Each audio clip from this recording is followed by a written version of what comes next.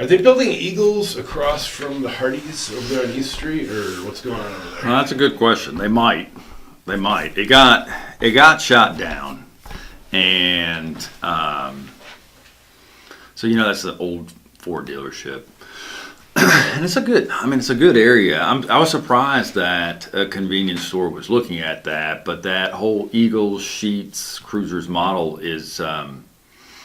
They sell gas, but what they're really selling is food. And because Pittsboro is the county seat, it does incredibly well for lunch restaurants. There's a lot of lunch sales in that area because there's so many county municipal workers, government workers here.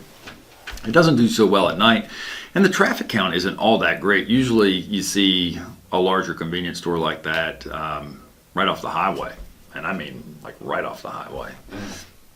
And so it might make sense to do something like that on that 64-15501 intersection, the bypass in 15501. But we were really surprised that a company like that was looking at a spot inside town. So it went through the planning process, and they met all the requirements for the zoning, and went before the town board. And there's a little bit more details, whatever, but it got shot down because it didn't meet the parking requirements. But really it was the Pittsboro government leaders that didn't like the idea of this giant convenience store being in the middle of town. So large companies like that, it's not the first time they've ever been shot down by a local municipality. They have lawyers that fight the fight on their behalf, and I do think it'll be resubmitted and approved.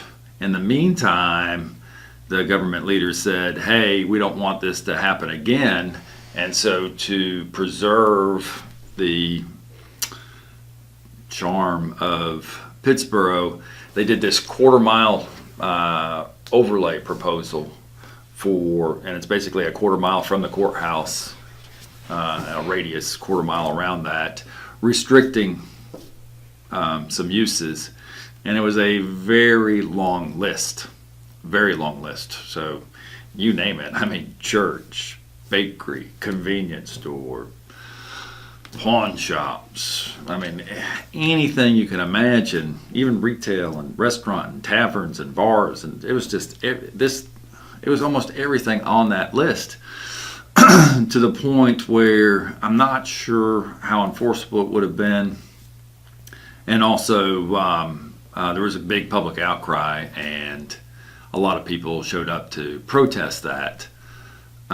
So they've tabled the overlay district, and I think they're going to refine that list of prohibitive uses. I'm in the American Planning Association. I am anti-overlay districts. I don't like the concept. It doesn't do what it's intended. They should have incentive-based zoning where, okay, you can have this here, but you're going to have to do something else for us. I like that.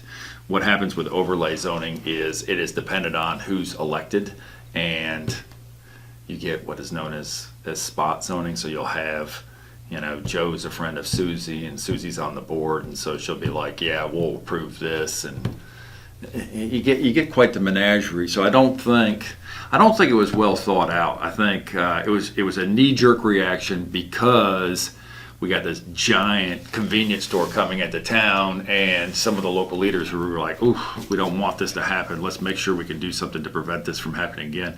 I think they need to take a step back and get a better plan together. So they own the land there right now? Eagles owns the land, yeah. Okay. It was sold, and Eagles bought the land based on the zoning that it had, and knowing that their intended use would be approved. And yet it got shot down, so I don't think they're happy about it. I'd be surprised if they don't come back, or the other rumor through town is they're being offered another site, but we'll see how that goes.